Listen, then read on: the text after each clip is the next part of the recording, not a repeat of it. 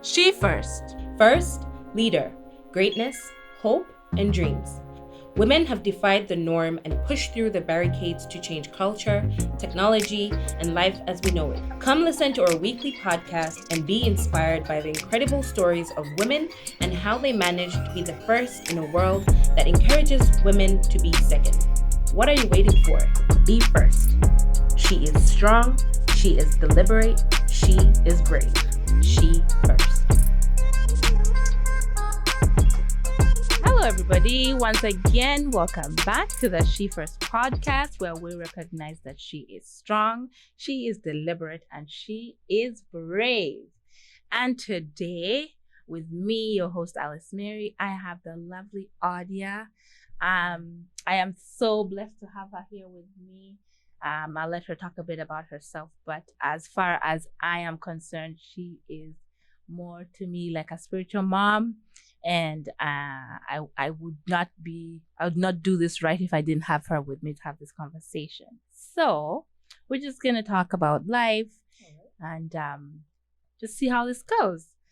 So Audia, just talk about yourself and who you are. I am Audia Anderson, and I am not the first. I am the middle child, but there are lots and lots of firsts. Exactly.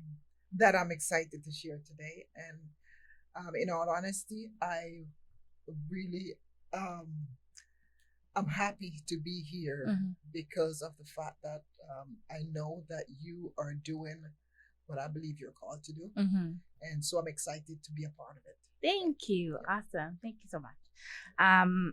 So the first thing that I think of when I think about Audia is my mom is a very prayerful person, and I am so grateful for that. So when I think of you and Jody and Jennifer, those are other ladies that are part of my life, I think of you as members of the community that have built me to be a strong first in my own ranking. So that in itself, I think, is powerful.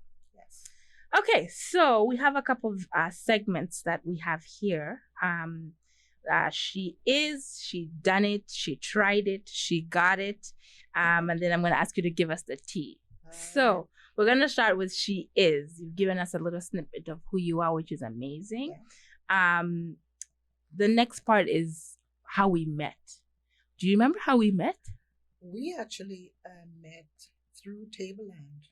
Oh, yeah, we did. Yes. We did. I remember. Yeah. I actually remember. Sorry to cut you off there. I remember very vividly. We were at the Tableland event. Yes. And you were praying for different ladies. And then I came up to you and you prayed for me for something. I don't remember what you prayed for me for. You're going places? Then you told me, girl, you're going places. Yeah. I said, oh, that stuck with me. And I'm like, okay, I need to believe this. And you said it over and over and over and over again. To be honest, in that moment, I kind of, Jennifer had kind of pried me out of my, what's the word, dormant state of my creativity was like on a hibernate, for lack of a better word. Yeah. And if it wasn't for Jennifer like dragging me out and saying, hey, could you come out here and take some pictures? I had kind of put it on pause per se. Yes. And you coming out and telling me you're going places, it kind of ignited something a little bit more in my spirit, which I will never forget that comment. And see, that day, I struggled with that because I'm like, Lord, I don't know her. So how can I go and tell her this when she looked to be like somebody that is confident, but I kept hearing it over and over and over in my spirit. So I said, okay, I'm just gonna say it. And girl, you're going someplace. You're going someplace great. Yeah, I appreciate that for sure, and I'll never forget that day. I think I'd seen you at church. I'd seen you. I'd not maybe spoken to you, but I had seen you. Because you were with Jennifer. Yeah. But that day, I think would be official for like us actually meeting. So that was profound. So we're gonna do she done it. So this is mostly where we're going to talk about what your firsts are, or what you represent when it comes to first. Take it away. Okay. Well, when I hear of something first, I think of two things. One, I was the first in my family to be saved as a child. Nice. My mom was saved, and I'm a family of 9. I'm the middle child. Nice. And so my mom being the only Christian in the home, I watched her closely. And then shortly, I was about 13, and she became ill. And she kept saying, I'm going to go home to be with the Lord. And I'm like, okay, well, if she goes home, who's going to be here? Who's going to be here? Who is going to be the person that will pray for us? And so I began to watch her life really close. And I could see where, as much as she was sick, she just began to bloom. Externally, you could see the presence of God on her. And I'm like, I want that. But I still was not willing to give up. I was quite feisty. I was a fighter, and I didn't want to give that up. Well, at age 14, she had to go in the hospital for 6 weeks, and that was the first time that I was ever away from her. And it was during that 6 weeks period that I began to search, to really, truly search for the Lord. And so on my birthday, I'm going to date myself, but on my birthday, 1983, April 15th, 1983, I gave my heart to the Lord while she was in the hospital. Wow. And when she came home, I thought, great, I gave my heart to the Lord. So God is going to change her life and everything is going to be good. She's going to be fine. Sadly, she passed away a year later. And it was God's timing, I would say, because as much as she had passed away, yet everybody kept saying, oh, you know what? When she died with a smile on her face, with her Bible on her chest. That the last thing she saw before seeing Jesus was his her word. Bible. And so I'm like, I have to have that because I know where she went. Well, the ridicule started for me, but I'm like, you know what? That's all good. And so I joke about it because I said, I was also the first to be branded in my family. Oh. My sister literally took a clothes iron. Really? And branded me, like huge, maybe 2-inch brand on my thigh. What? So I'm like, Lord, I am branded for you. Well, good. What a way to turn it around. But yes. Wow, that is powerful. They did everything to get me to walk away from the Lord. But at that moment, I knew the encounter that I had that Friday night. And so it propelled me into where I'm at today. Where you're at today. Yeah. Wow, that's powerful in itself. Yeah. We grew up in a Christian household. My parents are evangelists, so we grew up, with the Bible and the Word, and every night we had to pray before we went to bed. So I can't really relate to you when it comes to, being the first one to stand up and say, I'm going Jesus. I'm doing Jesus, and especially against family members, siblings. Oh, that would be so nowhere to hard. Aye. So I can see how that is. Definitely, that is a big kudos to you for that. Is there any other first that you could share? And I'm gonna say it's because of the Lord. I was the first to get married in my sibling. Yeah. And that is amazing because I looked at my 2 older sisters. I have an older brother and 2 older sisters. And their way of life was just undesirable. And I thought, Lord, that's not something that I want. So therefore, I'm going to go the opposite direction. So I begin to pursue the Lord as if there's no tomorrow. You got it. And so I was more focused on serving the Lord. I'm like, I don't care about dating. I don't care about kids. I just want to serve God. Jesus. And it's quite amazing because they all were dating. For me, I wanted no part of it. And it was in a prayer, like I was praying when I came to Canada, actually.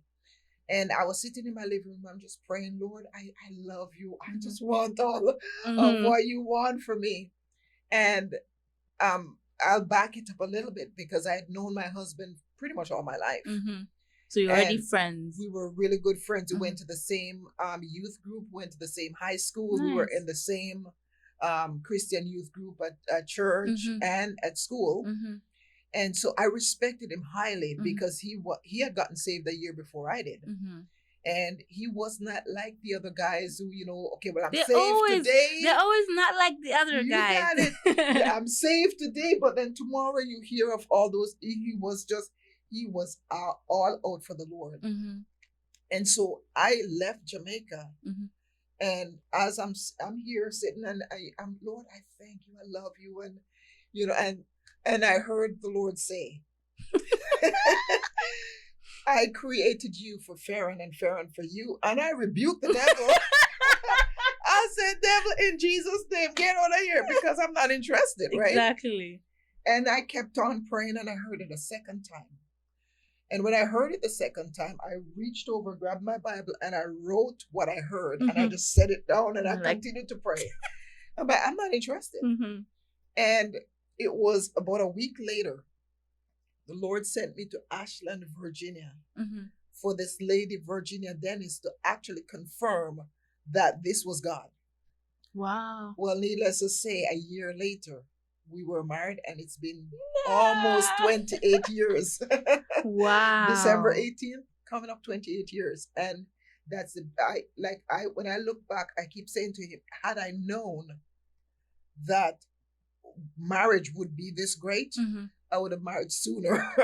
Well, we hear those stories with successful marriages for sure. Yes. And that's a testimony in itself because, there's people who get married and they don't make it, and they don't successfully stay married. So it is a testimony, and you being the first one after being branded and the struggle being real. Yeah. But yeah, that's awesome. Is there any other one? The one thing that I would like to say is that when I was getting married, my oldest sister, she was literally a thorn in my flesh. Oh. When I first got saved, she would ridicule me to the bones. Yeah. Well, when I was getting married, she was 8 months pregnant. Oh. I had my matron of honor. I had my, the bridesmaid. They were supposed to do everything for me. Well, she came out when it was time for my pictures to be taken. And she's just like, I'm like, you know what, now that it's okay. I have my friend, Patrice. I said, she's supposed to be doing it. She said, if I have this baby right here, I'll have this baby right here because she said, I really honor and I respect you highly. Wow. Because of what you stand for. And that just I was in tears because I said, that's deep. For years, I try to do every single thing right so that I could be validated, so to speak, in their eyes. And it took my wedding day for her to finally say, thank you, appreciate you, and I look up to you. So wow. Yeah. That's deep. Yeah. That's deep. That's a testimony in itself, right? Because people, we can go through different situations in life, and you just have to wait it out until the right time does come through, and it did come through for you. So amazing. Absolutely. Awesome. So, 2 questions before we get out of She Done It, because you have done it. Yes. What would be your lowest of lowest moments in time, if you could put it in a minute of this was the lowest of lowest moment? I don't know if I can do 1 minute, but I'll try. The lowest of low for me was 27 years ago, June 12th, 1994. And that was, I had got married in 1993, came back here, didn't know I was pregnant. My husband was still in Jamaica because I had filed for him and found out I was pregnant. I was carrying twins, little boy and a little girl. And 5.5 months into my pregnancy, I went to get my checkup and I was rushed to my master. And they basically told me, you know what, sorry, there's no hope. And so, but at the Oh. same time, the peace of God that was in my heart was just it was overwhelming in a way that I'm like, Lord, how can I have joy in Right. time of the sadness? Well, needless to say, both passed away. Um, Katie, she passed. She was born crying, and they thought, okay, great, she's gonna survive. And that's a long story. But anyway, she passed away 8.5 hours after she was born. My son,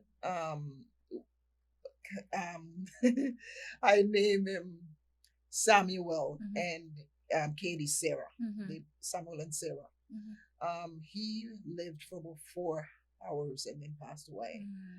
But that was the lowest of low. Yet, like I said, the Lord gave me such joy that my pastor and his wife and my sister, they were all there, and I was laughing hysterically, like uncontrollable, to the point where the doctors sent me home. They said, she's just in shock. I said, I'm not in shock. I know exactly what is happening. My husband is in Jamaica. He's never seen me pregnant. He's grieving by himself. I'm grieving by myself. Aww. But the joy that is unspeakable is operating in me right now. That is only God, to be honest. Yes. Yes. Wow. But you know, in the midst of all that, there was a lady that was carrying triplet. Her first name is Mary. And I remember going in because they, removed me from the room that I was in. Her and I were in the room, and they put me in a private room. Well, I went to go see her after, and she was just sobbing, and she said, Audia, it's not fair. It's not fair. She said, I have 3. She said, I'm a Catholic. She said, I'm not even a Catholic. I am just saying it's just a label. I don't go to church. I don't do practice. Nothing. And yet, I watch you talk to your babies. I watch you pray over them. I watch you sing over them. And God took them both. And so I said to her, it's okay. I said, I know where they're at. And she said, it's not fair. And so I was able to lay my hands on her stomach and pray for her children and pray that every single thing would work out perfectly fine. And it did. Wow. Nice. So even in the midst of the storms, exactly, the even if lowest it of was the low. Exactly. Well, it kind of jumps into the next one, the highest of highest moments of your life. The highest of high. There's a few. Think of one that's as high as can get. High as can get. I would say the day that immigration was opened up for them to grant my husband a visa. Oh, yeah, I can see on that. a Saturday. That's a Saturday? Is Saturday? Is there a reason why on a Saturday makes it 10 times? Because immigrations are not open on a Saturday. Yeah, government offices are not open on the weekends. But the Jamaica Eye Commissioner, I'm sorry, that's my... That's okay. Yeah. The Eye Commission, they're not open. But for 6 months, we fought to get my husband here. And they basically said, had you not applied for his papers to come here permanently, would have let him in the country the day before. Or the day after. Yeah, the day before, because I was in the hospital for a week. And they said they would have let him in, but his papers were being processed. So they would not have allowed him to come in as a result. So for 6 months, I prayed. We went through all the protocols that everything needs to be done. And they just said no. Wow. And so finally, I'm like, God, I give up. I'm done. Just take me home. It's so hard. And the phone rang Saturday morning. And Mrs. Bernard, I'm like, you know what, lady? I said, don't toy with me this morning because I'm angry.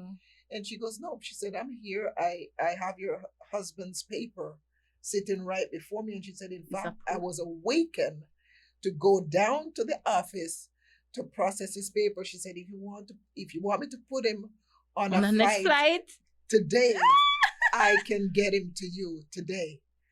First class. Look at God. He came a week later.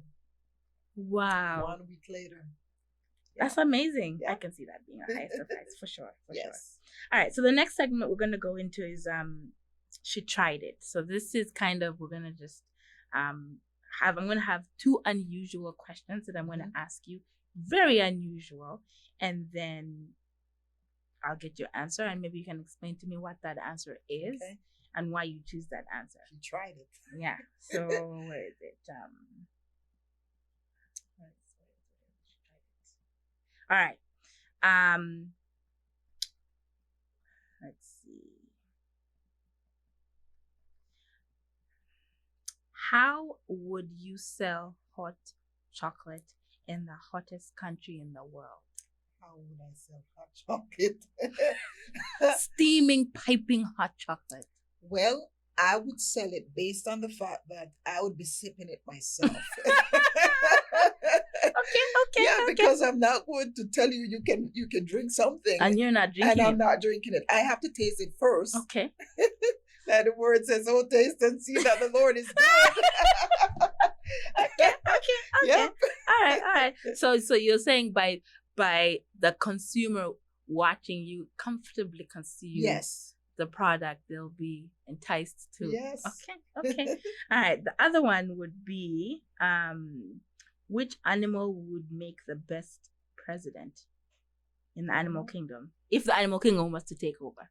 Let's say the animal kingdom was to take the lion? The lion. Okay. I can see that, but let me hear how you explain this. You know, actually I changed that. I would say the lamb.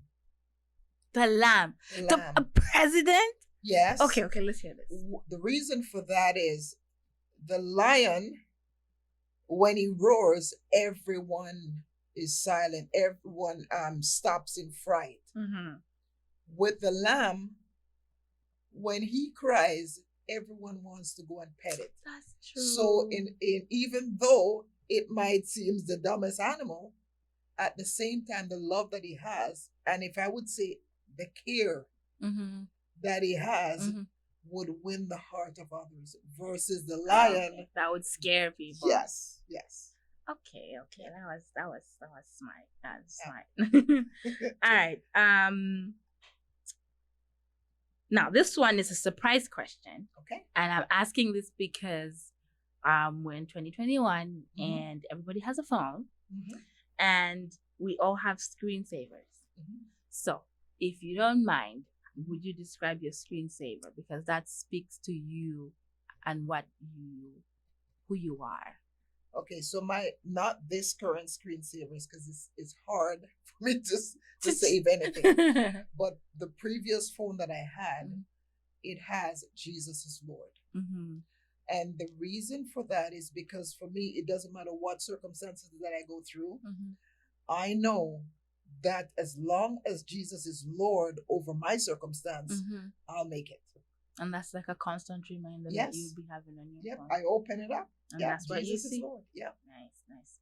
All right. So those that was the two unusual questions and the surprise question was that one. Okay. I do want to put it out there so that people change their screensaver and be like, yeah, my screensaver is this, but that's what it is. Okay. Yeah. The second last segment we have is She Got It. So I'm gonna give you 15 rapid fire questions. Okay. You don't think about it, just whatever comes to your mind is what you answer, and then we'll see how good you do. Okay. So round one: texting or talking? Talking. Favorite day of the week? Sunday. Favorite city besides the one you live in? Any city that comes to your mind. Okay, I'm gonna say. Just say it. Hamilton. There you go. If you're able to speak any language in the world, which one would it be? It still would be English. Still would be English. Oh, okay. Favorite holiday? Christmas. Mine too. How long does it take you to get ready?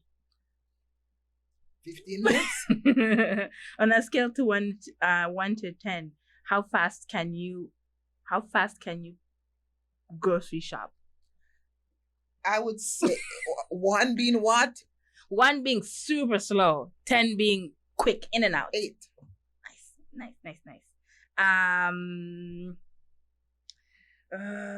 If you were to be a superhero, what would be your superpower? Just say it.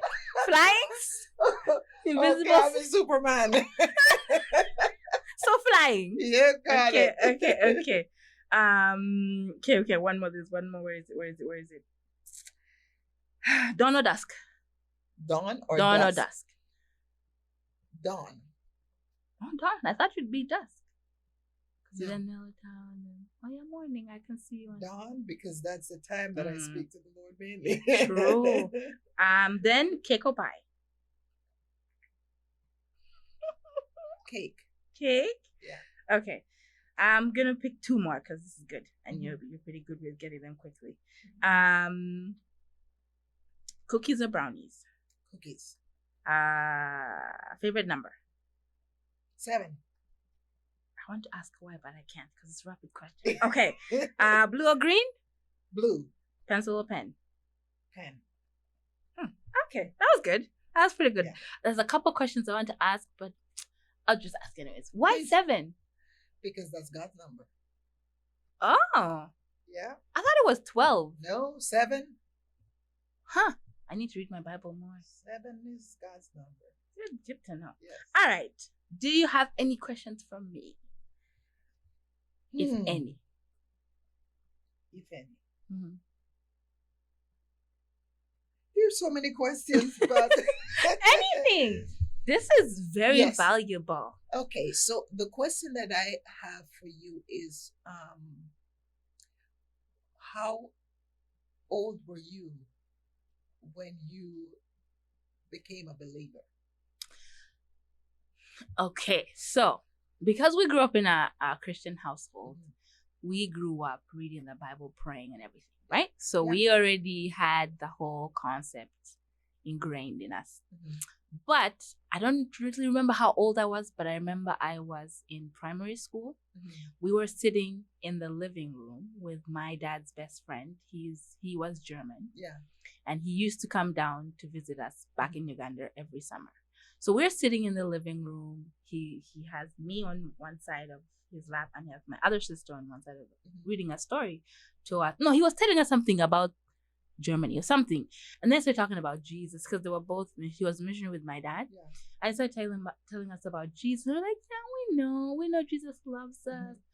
And then he said, so there's this part in the Bible where Jesus asked the disciples to bring the children and the children sat on his lap. It's like you're sitting on my lap right now. And he said, the kingdom of heaven belongs to the children of God. And I'm like, so you're telling me that heaven is ours? And it's like, technically, if you want it to be, it can be yours. And I'm like, well, yeah, of course, I would love heaven. So as a child, I think in my head, I'm thinking, I definitely want to go to heaven. Yeah. And then he kind of switched it up and said, well, hell does exist too. I'm like, ouch. It's like, well, if you don't do anything right, and he gave the whole, and this is stuff we know already, right? You can go to hell. But for some reason, in that moment, hell felt so real. I knew of it. Yeah. We knew the devil existed. Like, we knew all this. But in that moment, it felt like heaven was slipping away from me in a weird way. And as a kid, I don't know how to explain it. But in that moment, I felt like a huge, I don't want to say burden, like something like pushing me to like not want hell. So he's like, well, if you want to do your best to not go to hell, and because this is although I'm hearing it because I think because I was talking to us as children, he said, you give your life to Christ, you give your life to Jesus, follow him. And I just started crying. I said, so why are you crying? I'm like, I don't know. I just feel like I do not want to miss out on heaven. And I know this is stuff I know already, right? But in that moment, it was real. Real, yes. And he's like, well, I can say a prayer with you. So we said a prayer and I said it with him. I give my life to you. I fall like the whole prayer thing that they say when you're giving your life to Christ. And that's the first day I remember I like genuinely from like in my spirit said, I have to follow Jesus. Like I don't know why I thought, and I think maybe I felt like I didn't need to. Yeah. Because I'm a child to an evangelist, and Yeah. like we pray every day, and like so I didn't need to like do that. Right. But in that moment I said it out with my mouth, and he prayed over us. My sister probably was like 4. Yeah. She was very young. But she was still crying because I was crying. But like in that moment, I felt like this is, I have to, and I have to. And life comes and goes. But ever since that day, I make sure I confess of my sins. I do everything. Like I follow Jesus, like how I'm supposed to. But if that's the moment, that very moment, I'll never forget. It was around 3 p.m. because we hadn't had dinner yet, and we were gonna have a barbecue that night, and I will never forget. I can even remember the smell of the room, like that's that an encounter. Like I can remember, and because I was crying, he kept doing his knee like this to stop me from crying. So I can literally feel how I felt in that moment. So it's amazing. That was, when in terms of you remember the date. You might not remember the date. I remember the day vividly, like it was yesterday. Yes, because I kept saying to people who go, okay, well, what's wrong with you? I said, you don't understand. The encounter that I had, I walked out and I looked up and the stars were shining brighter. I get up the following morning, the grass was green, everything, the sun was shining, and they thought that I was crazy, but I was walking high. Yes. It is a good feeling, to be honest, and I think the as a child, you know what's between what's wrong and right. Yes, right. We already know that, but that moment in that moment for me, it was super clear to me that it is wrong, hell, and it is right, heaven. So you need to make sure you're living the Christ way, right? However hard it can get, however difficult. And I was a very, very cheeky little girl. So I did know the difference between wrong and right. I did know, what is wrong and what is right. But at the same time, in that moment, I felt like, and I think it helped me too. It helped me calm down, sort of, kind of. I was a tomboy, so I was very active and like, so I could sometimes get in trouble and stuff. But in that moment, I like there was a level of like groundedness. Yeah, I've never talked about that day like this before. That's good. That's good. Yeah. So, any other questions? You get privy to 2 questions. Yes. So, the next question is, why do you choose the career? I'm talking about the, like the designing, photography. Yes. Because you've got a keen eye for. Thank you. To be honest, I think first of all, my parents, I think, are creative. Yeah. Growing up, my dad has he took video of us growing up, so we have a whole cabin full of videos he took of us. So that in itself, I think the whole documenting came, I think, partly from my dad's love to capture stuff. My mom did do cakes for a while there and decorated cakes. So there's that artsiness that I think I picked from there as well. But I also I'm a visual learner. And that in itself, I always have, growing up, I had to find ways to help myself learn faster in a world where visual learning wasn't really a thing. You had to be good with the theories, which I wasn't that good at. So I put myself in a position to visually be able to represent stuff. And with me having grown up like drawing all the time, taking pictures. Like this one time, my dad, we had gone for a picnic and he was videoing us as usual, and I picked up the camera and I ran with it, and he chased me because I think it's like, this girl's gonna break my camera. But I ran with it and I felt so much power in that moment. I'm like, oh, I got the camera. So I think that love to capture stuff and when people see stuff you've done, the faces like they make of like, oh wow, you did that. It is like a level of satisfaction it gives me. If just representation, like capturing moments and showing somebody that this was the moment, and they're like, oh, this, you captured it, you saved this for us. And I like technology, right? And I think all that combined, I don't know, directed me to the whole graphic design photography field. And they always say if you do something you love, you're not working a day in your life because you're enjoying it. Yes, you get paid to play. Exactly.